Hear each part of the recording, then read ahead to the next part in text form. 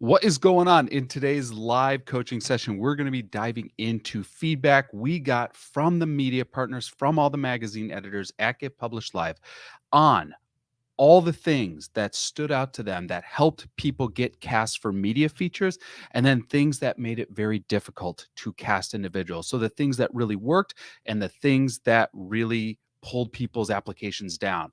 Ready to get into it? Let's go.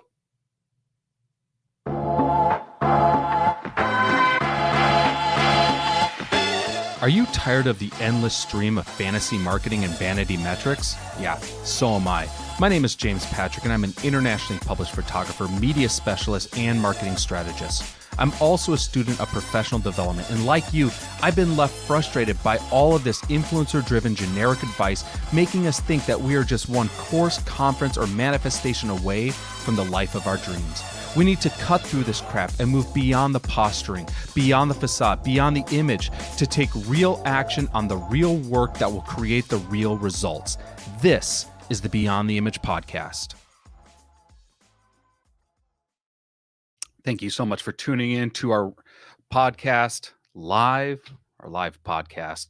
It's been a minute. It's been a few weeks since we've been able to do one of these live episodes. We got obviously, we were fully consumed with the conference, which was an absolute amazing experience. And thanks to everyone who was able to join us in person. We had our largest in-person attendance we've had in, well, I'm not going to include 2020, but since we've revitalized and rebranded the conference and changed the entire focus of the conference, making it a hybrid conference. Each year we've brought more and more in-person attendees, and really the focus we had on this year's event was we wanted our in-person attendees to walk away with assets, marketable, valuable assets that would help them not only with their brand, not only with their marketing, with their sales and their business development, but help them in their positioning to media outlets and to build upon their awareness, to build upon their clout, to build upon their leverage. So we did everything from photo shoots to help give them actual visual collateral. We did podcast training where they spent time on the microphone. We filmed reels for them. We wanted them to walk away with as many important assets as they could get so that they could further enhance their marketing, their sales, their business development, their media outreach. So we had, just to pull up the numbers, I think it was around 83% of our attendees ended up booking features at the conference. Let me just pull it up here. 82.7%. So yeah, 83%.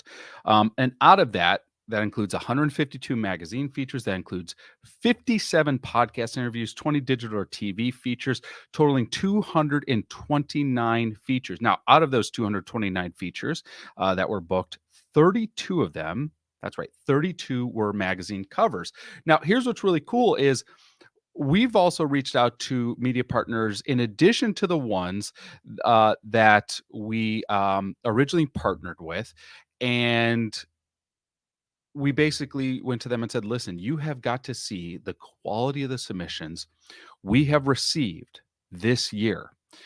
And, once again, these were media partners who were not originally part of our community. They had not originally teamed up with us to select individuals for features. But we had almost a half dozen media partners jump in to say, we are so impressed with the quality of the submissions that we're seeing that we want to jump in and we want to select people too. So, like, for example, we just shot the brand new cover of So Scottsdale magazine, featuring an attendee of Get Published Live. The reason being, they saw the attendees. They're like, we want this individual to shoot for the cover of our magazine. This week, we connected with Muscle and Fitness Hers magazine. That's right, Muscle and Fitness Hers magazine. And they have expressed interest in over a half dozen attendees for features ranging from workout spreads that they want in their upcoming issue to several individuals they want writing for their magazine. So this is a true testament to those of you who showed up, who put forth the effort, who put forth the work, who put forth the energy to really put in a good submittal. that stood out to the magazine editors. So bravo to each and every one of you. Um, what I did was I reached out to a handful of our editors that have been partnering with us for a couple years, and I asked them to send me feedback. I asked, send me notes on what you saw within the submissions that you felt really helped applicants stand out, that made it like impossible not to select someone because their application was so good. And also send me notes on what you noticed that was holding down people's applications. What was preventing you from selecting someone? What were red flags that you saw coming up? And I got a handful of responses back from our media partners on both ends in regards to like a lot of really positive feedback and a lot of opportunities for improvement. So, one of the media editors had mentioned that the volume of pitches for contributing writers has gone up, and that's something that they appreciated. So we had mentioned several times that more magazines are looking for more than just a model, they're looking for contributors, they're looking for people to create content for their media outlets, whether it's a magazine, a podcast, a digital feature, etc. And one of the editors noticed that right away. She said, "You brought more writers in." And that was something that she very much appreciated because in her words, it was a willingness to work in multiple areas, not just isolated workout features or cover pitches. So let's look at like the cover pitch in general. Like I want to be on the cover of a magazine. We get that a lot. Great, but that doesn't say anything for what you're willing to do to the magazine or for the magazine. So if you are coming in with the pitch of an idea, this is content I'm willing to contribute to your publication that I know is in alignment with what you want to see and what your readers want from your magazine. It's a very clear decision for an editor to be like, yes, it makes sense. We want you to be a part of what we're doing. Um, One of the critiques she had, and this critique came up a lot this year, which was the lack of quality photos in the submissions. There were individuals who had put forth the effort, who had invested in, um, it doesn't need to be like a top tier photographer, but invested in imagery that effectively showed their brand off in the best light possible.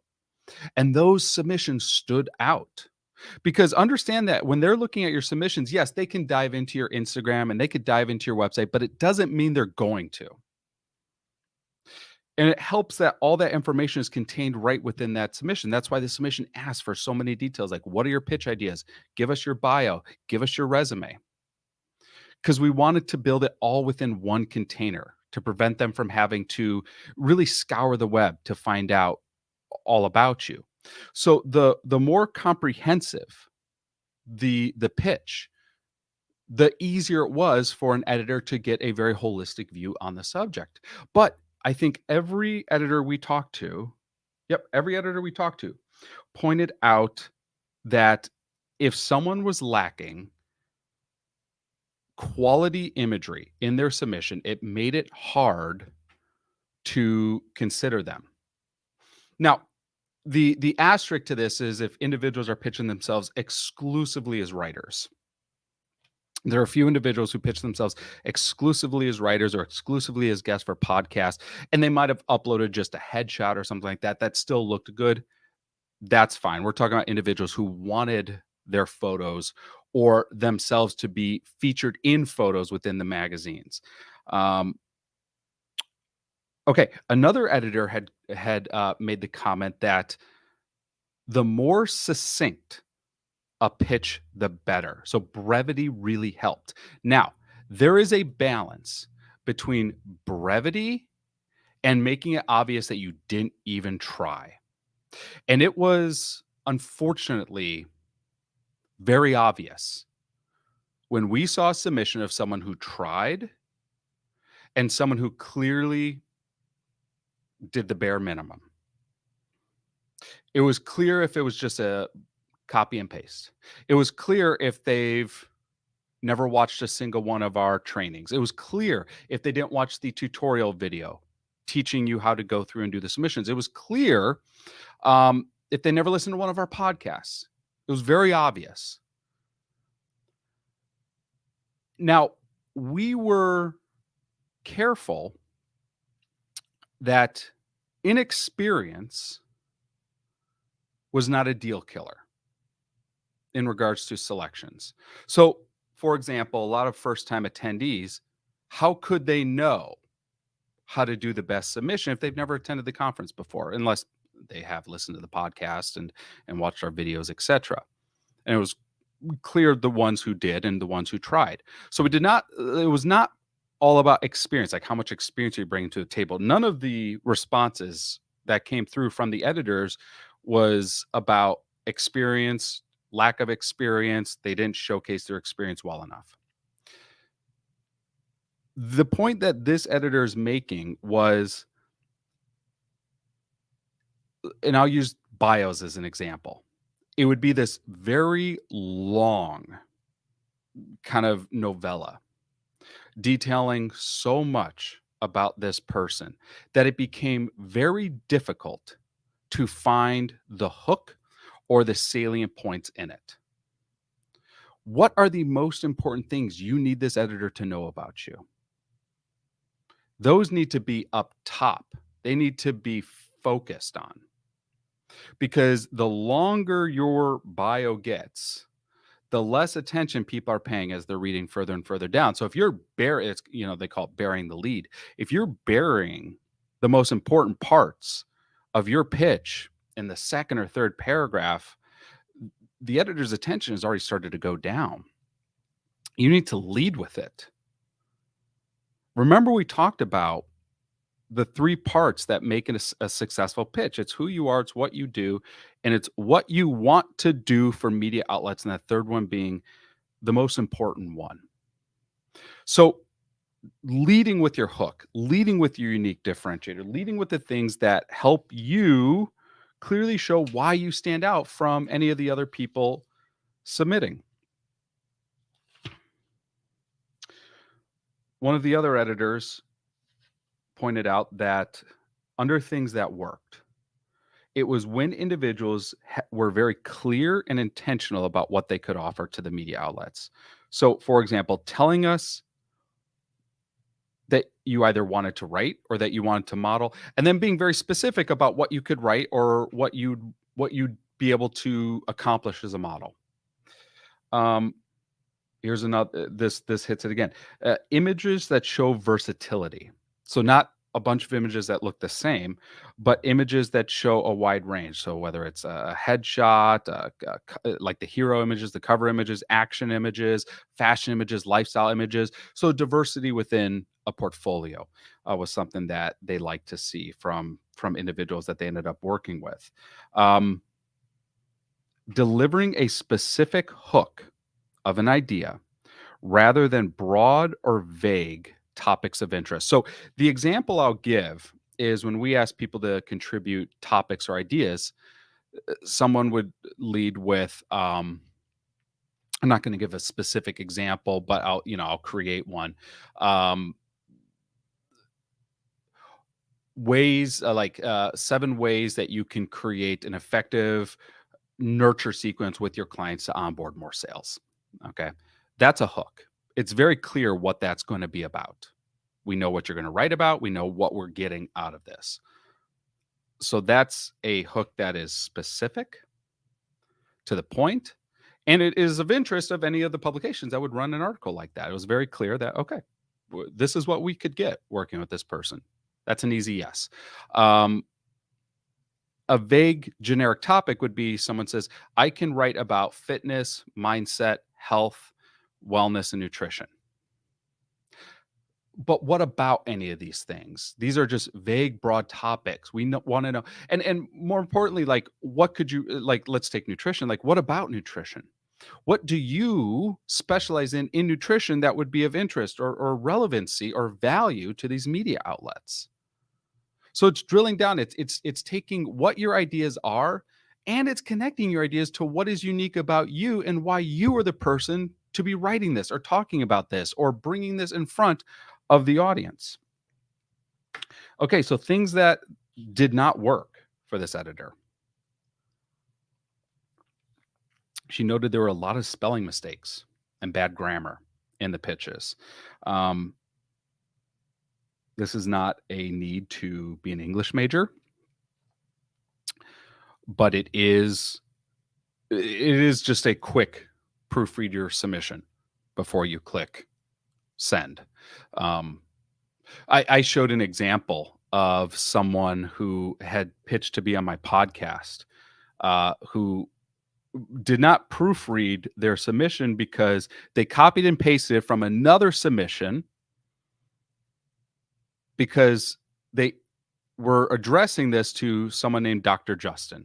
So whoever they were pitching to was named Justin or Dr. Justin. They copied that pitch, sent it over to me, and they said, "Well, oops, forgot to change his name from Dr. Justin to James." So quick proofreads. We have someone tuning in from Chatsworth. Welcome. Thank you so much for tuning in. All right, this is a big one. When we ask people to differentiate themselves, like what about you is indicative that we need to be focusing on you, that we need to be paying attention to you. One of the number one responses to this was how passionate they are about the work that they do. It's like if I were to ask my clients, like, what makes you different in the marketplace? They say, well, I listen to my clients. I'm very passionate about the work I do. I work very hard. Uh, I have a great connection with my audience. And my response is, would any of your competitors say anything different? And the answer is no. They'd all say the same thing, whether or not it's true. These are not differentiators. Um, Everyone is going to be passionate about the work they do. That's why they're doing the work that they do. Um, it's a prerequisite to have passion. It's not a differentiator. Um, so what are you offering that's different? If everyone's passionate, what are you bringing to the table that makes you different than everyone else who's passionate? Because if everyone's saying, "Well, I'm passionate about this," or it's the other one that came up a lot was, um, the desire to empower others. That was a buzzword we saw uh, in over half the submissions. Okay, so this is not like pointing fingers at anyone in specifically. Like it was used a lot. Um, that feels vague and generic at this point because so many people have overused this phrase of empowering others. But what specifically could that mean? And what does that look like? And what would that look like in regards to you working with this magazine? This individual also pointed out, um, please invest in professional photos. Reason being is not just how you're showing yourself to these publications, but oftentimes publications love when someone has assets already done. When we talked about that, like the ability to create assets and send it to a publication, um, ready to go, turnkey. Like, hey, I'm willing to write the article. I have the photos. Here's everything you need. And it makes it very easy for a publication to look at that and be like, this is everything we need. Just proof it and move forward with it. Um, all right. This next one, they mentioned on camera ability. So, do they have a presence in the photos? Is there a variety in the photos? Do they see a variety of looks, styles, poses? Is it clear that they're comfortable and confident on camera? So if we're going to be featuring you in a visual spread, we want to know that you're okay on camera. You don't need to be perfect. I mean, we work with lots of individuals. Like being an entrepreneur who's being featured on camera does not mean you have to have the abilities of a professional model, but it does imply that you should be comfortable on camera, that you should be able to bring a little confidence on camera. Um, because I'm very confident when I work with people who've never been on camera before.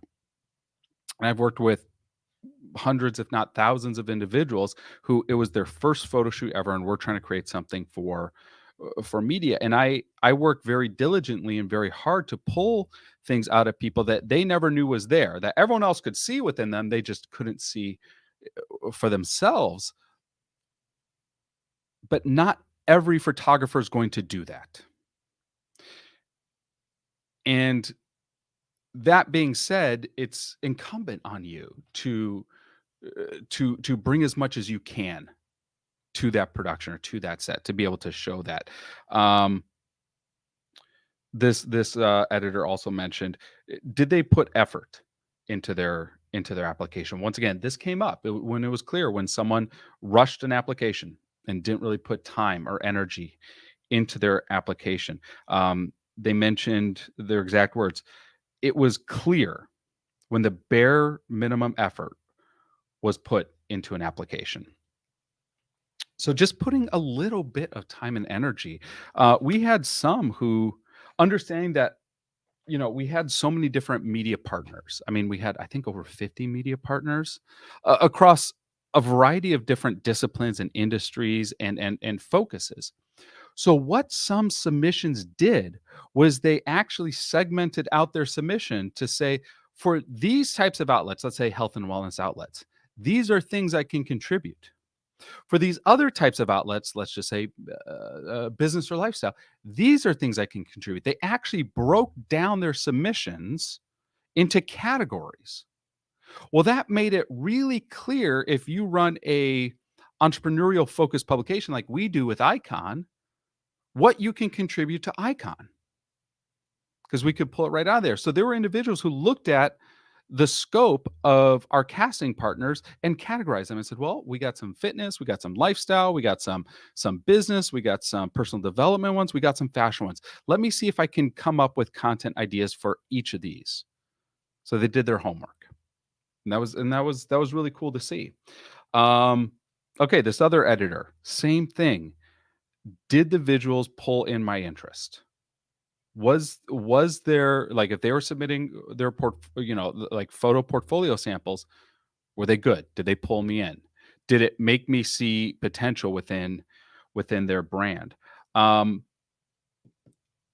easy to read. So they said when people bullet pointed out their pitches as well as bullet pointed out any accomplishments or their resume, things like that, to make it real easy to read. Like some people literally would just do a block of text of every award they've ever gotten and every feature they've ever had. And that is a lot to try to digest in a very thick and condensed way. And there are other people who broke it out and just made it look very clean, very simple, very natural to flow through it. This other, once again, um, when a lack of effort was put into the submission, it made us skip over the application because it just seemed to us they didn't care. That's, it's unfortunate that every editor we talked to pointed that out. Now, to be clear, I will remind you that over 80% of people booked features. Okay. So we're not talking about the majority here. But for those who maybe were not selected, or for those who maybe were selected but weren't selected a lot, the idea of what we were trying to do is not to, shame you.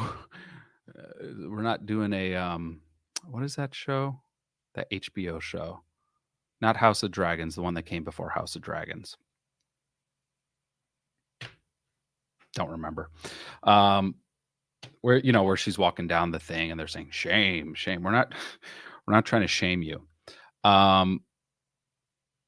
The goal is to help you the next time you do this, whether it's through us or pitching on your own.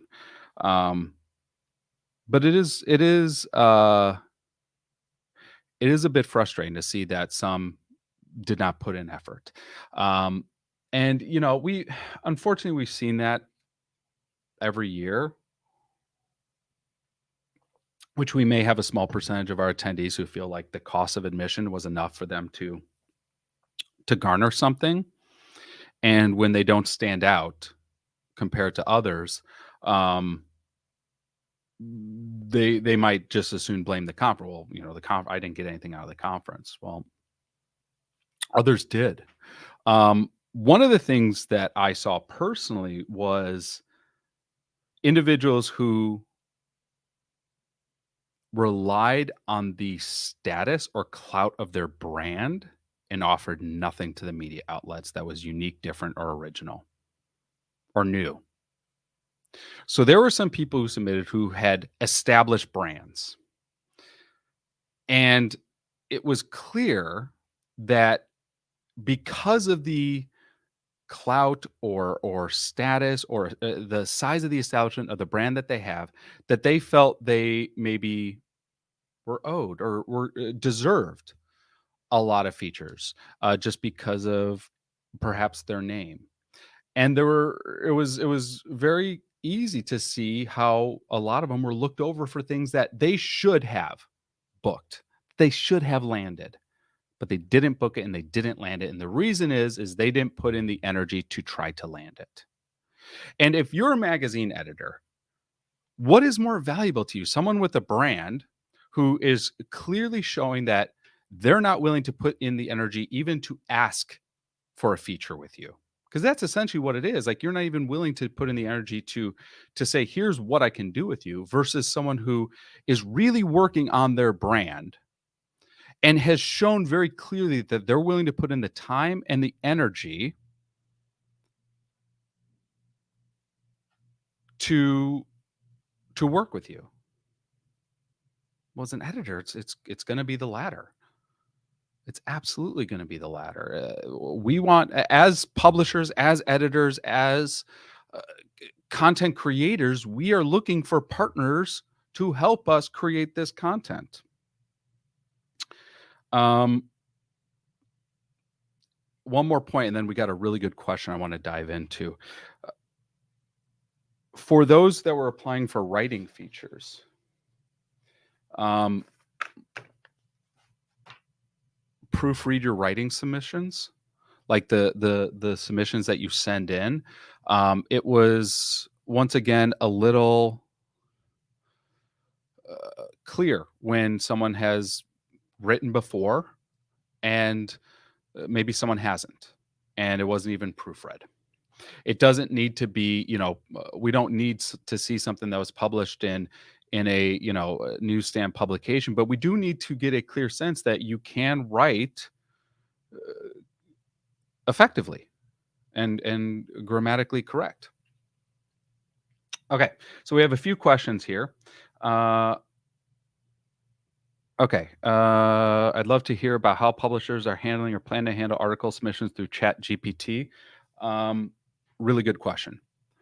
So, full transparency, myself and my entire team uses Chat GPT. We do not use Chat GPT to write our content for us, but we'll definitely use it. We call it our whiteboard um, program because we'll bounce ideas off of it. We'll say, like, what are 10 topics that are really important to entrepreneurs in their first year of business right now? And then it'll spit out 10 ideas at us, like, oh, this is a really good idea. Can you extrapolate this idea into a handful of bullet points? Yes, it can. And then we're like, all right, so we'll take that and then we'll write it. It is incumbent on us to create content that is human, because humans are going to be reading it, and there's a lack of creativity, or obviously creative's not the right word. The only word that comes to mind is it lacks being human, in the sense that there's no emotion to it. And it's very clear when a creative writer is able to incorporate style and emotion, and you can feel that as a reader. Um, so I mean, as someone looking for content, and we brought this up at the conference, as someone looking for ideas, bounce ideas into Chat GPT. You'll come up with tons of ideas on what you could submit to magazines, and then get to writing. And if using AI to help you overcome what we call the blank page complex, which is just you're staring at a blank page, you're like, I don't know what to do. Um, like bounce these ideas off, and then you can start to generate some ideas, and that will help you move forward um, with pitching to media outlets. So hopefully that answers your question. If not, or if you had another question about AI and how it relates to media submissions, um, put that in the chat. Okay, next one. Okay. So, say in your media submission, you feel you followed everything, such as sending a variety of professional photos, bio, pitch ideas, confident video, what you can offer, but you didn't get a lot of features.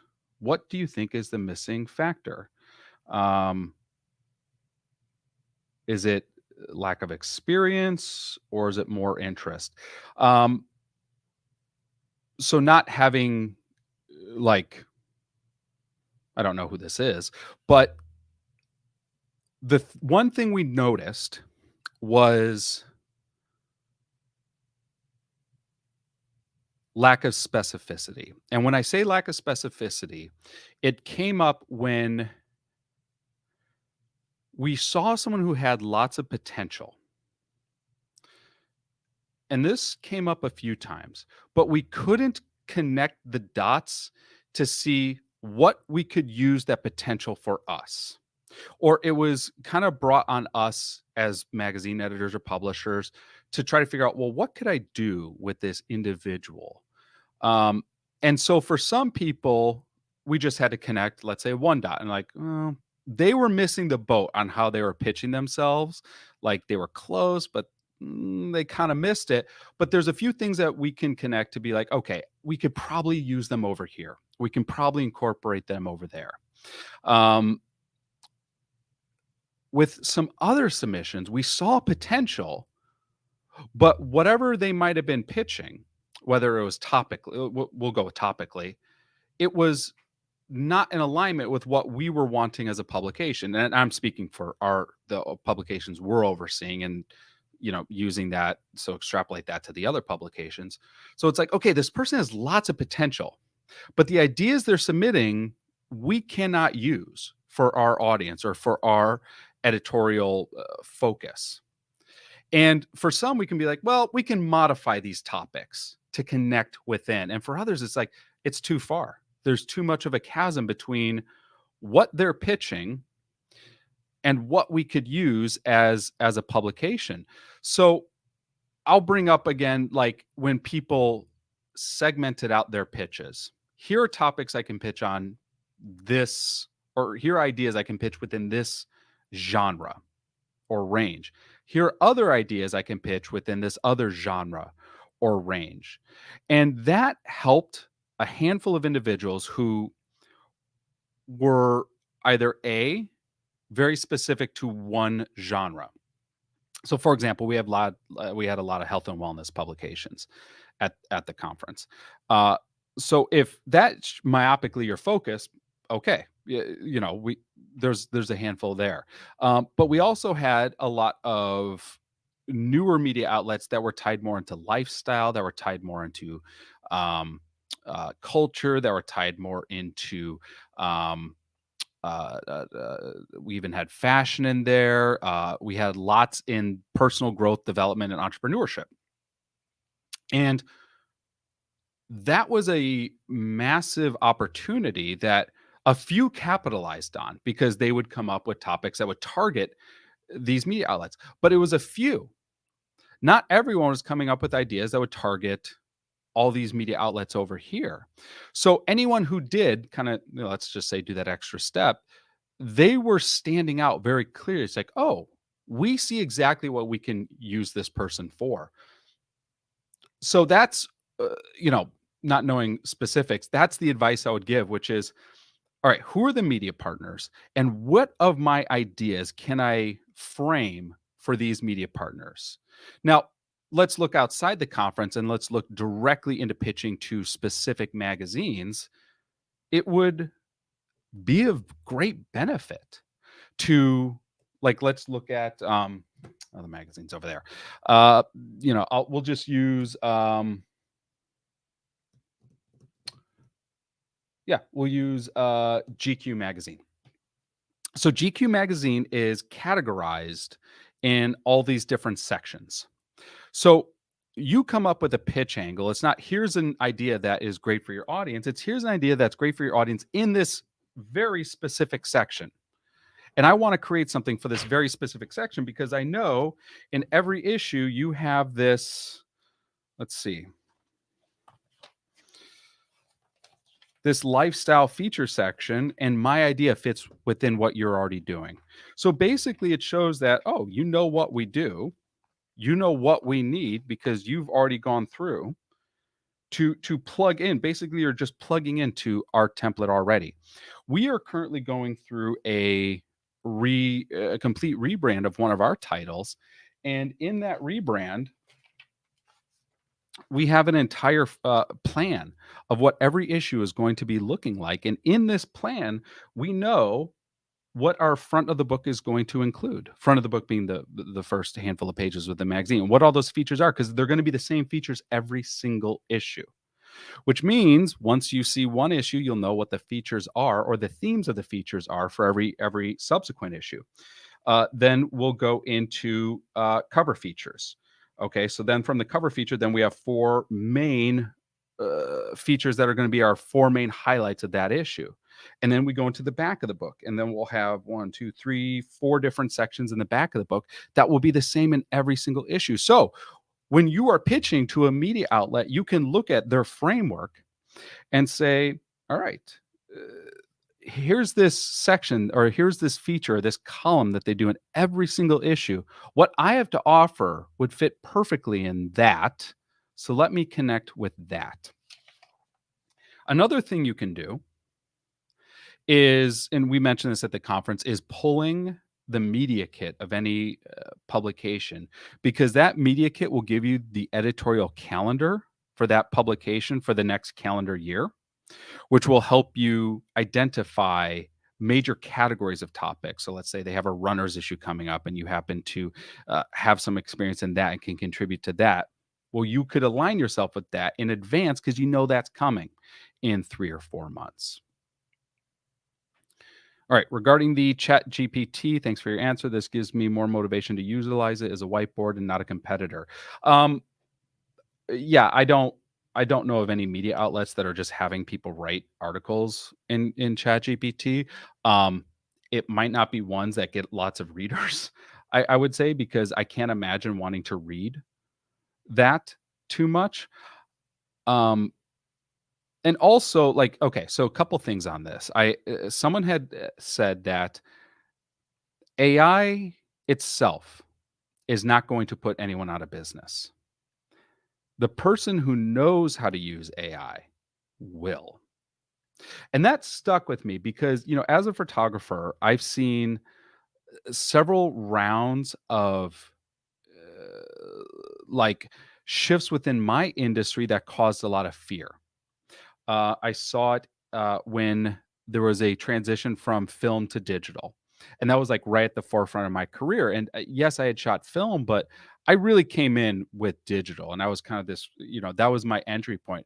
But so many photographers, when I was getting my start, were still shooting film and they were really holding on to film and the quality of film. Digital can never replicate the quality of film. And not that they were incorrect, but what they failed to see was that consumer demand is dictating they want digital assets.